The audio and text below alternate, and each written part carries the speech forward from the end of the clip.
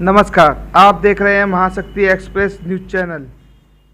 जय हिंद साथियों, मैं डॉक्टर प्रकाश कुमार पांडे बलिया नगर विधानसभा से ऑल इंडिया फॉरवर्ड ब्लॉक का प्रत्याशी हूं। मुझसे देश में बहुत सारे मित्र, दोस्त, गुरुजन और रिलेटिव ये पूछते हैं कि मैं क्यों इस चुनाव के समर में उतरा हूं, जबकि हम लोगों का कोई पॉलिटिकल बैकग्राउंड नहीं है। मेरे परिवार की कोई पॉलिटिकल पृष्ठभूमि नहीं है, ना कोई ब्यूरोक्रेसी से भी है। लेकिन वर्तमान समय में जो देश में लोकतांत्रिक व्यवस्था चल रही है, जिस तरह राजनीति की धारा बह रही है, अगर आप देखें तो सुप्रीम कोर्ट के निर्देश के बाद भी और चुनाव आयोग की गाइडलाइन के बाद भी मोस्टली पार्टियों ने अपराधियों को टिकट दिया है। और इसका ये मतलब कि उन पार्टियों के पास ऐसे स्वच्छ छवि के लोगों की बहुत कमी है जो उनकी नज़र में इस चुनावी समर में खड़े हो सके और जीत सके। और वर्तमान राजनीतिक परिदृश्य में मैं बस ये कहना चाहता हूं कि हमारे देश की, हमारे प्रदेश की जनता को ये तय करना है कि उसे किस तरफ वोट करना है। एक तरफ शमशान, कब्रिस्तान और मूर्तियों की बात करने वाले पार्टियों के कैंडिडेट मैदान में हैं, और मेरे भी विधानसभा क्षेत्र में यही हाल है। अब समाज को ये तय करना है कि उसे सभी शमशान चाहिए, कब्रिस्तान चाहिए, या मूर्ति चाहिए, या सही अर्थों में विकास चाहिए। विकास की केवल ये परिभाषा नहीं है कि आप रोड बना दें।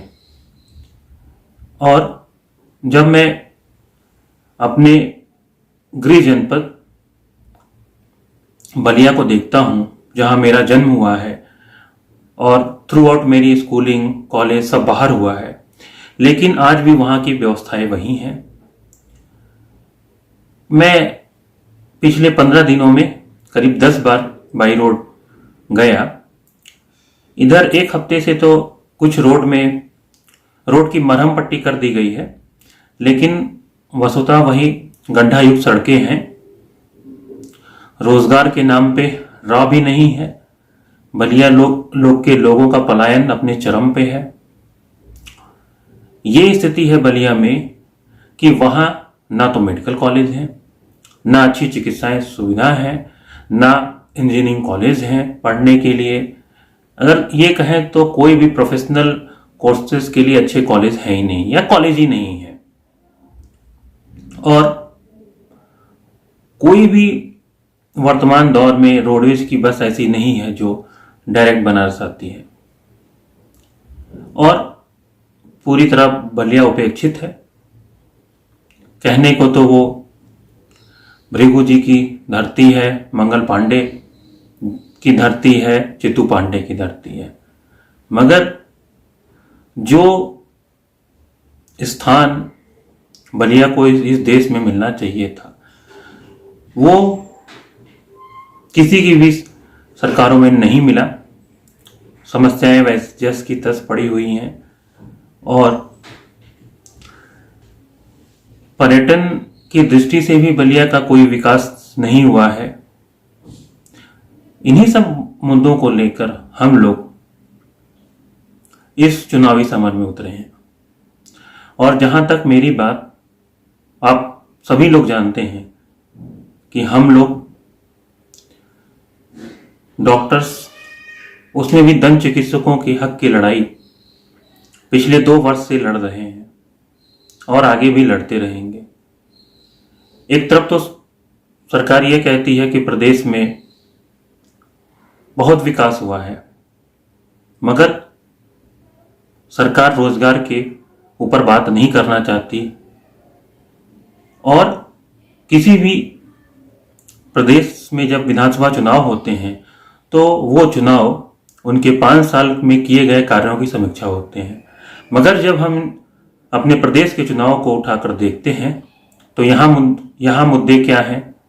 यहाँ है दंगा, कैराना, मुजफ्फरनगर, पलायन, हिजाब। यहाँ ये तक भी कहा जा रहा है कि अगर अमुक पार्टी जीती तो आप प्रदेश में रह नहीं पाएंगे। आप रोजगार लेके क्या करेंगे अगर आप जब सुरक्षित ही नहीं हैं? और भाषा की मर्यादा अपनी सीमाएं तोड़ चुकी हैं और ये किसी भी तरह एक लोकतंत्र की शुचिता के लिए आघात है।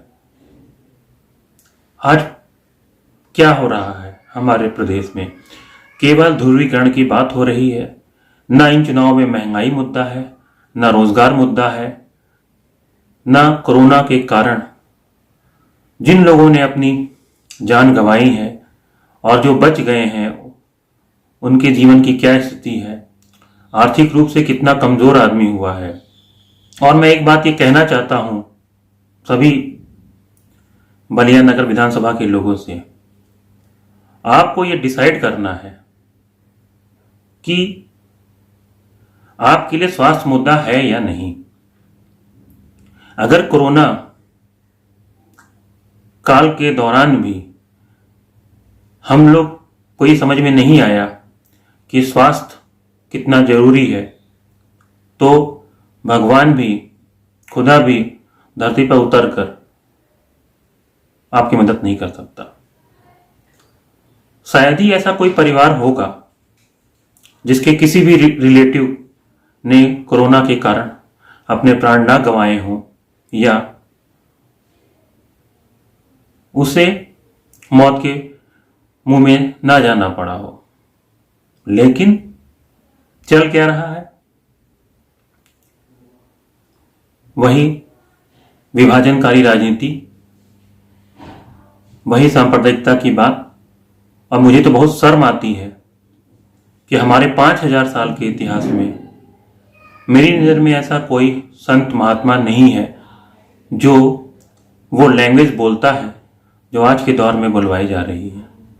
और इसकी शुरुआत हरिद्वार से हुई, हरिद्वार की पूर्ण भूमि से हुई जहां जीनोसाइड की बात की गई। और फिर 6 मार्च को भी बनारस में ऐसे ही धर्म संसद का आयोजन किया गया है। ये पूरी तरह चुनाव को जीतने के लिए किसी भी हद तक जा सकते हैं। और मैं ये पूरे देशवासियों और बलिया की जनता से कहना चाहता हूं, जैसे कि मैं एक चिकित्सक हूं, दंत चिकित्सक हूं, मेरी धर्म जाति चिकित्सक ही है, मैं कोई भेदभाव नहीं करते, हम लोग को सिखाया जाता है। वैसे ही चाहे पुलिस की धर्म जाति भी पुलिस है, चाहे वकील हो, वैसे ही पॉलिटिशियन होते हैं। पॉलिटिशियन खुद ही एक जाति है, एक समुदाय है, इसमें और कोई दूसरा जो समुदाय नहीं होता। और जब हम बात करते हैं धार्मिक स्वतंत्रता की, फिर हम उसी का हनन करते हैं। तो मेरा आप सभी लोगों से ये निवेदन है कि मतदान तो 3 तारीख को जरूर करें। और ईवीएम पर बटन दबाते समय एक बात गौर करें, 1 मिनट आंख बंद करके सोचें, क्या जो कैंडिडेट बलिया नगर विधानसभा से खड़े हैं उनमें से कुछ पूर्व में विधायक भी रह चुके हैं, कुछ पैरासूट से उतारे भी गए हैं। तो ये बलिया की जनता को तय करना है कि उसे क्या चाहिए, उसे शमशान, कब्रिस्तान या मूर्ति चाहिए या कुछ बदलाव चाहिए। जय हिंद साथियों, नमस्कार।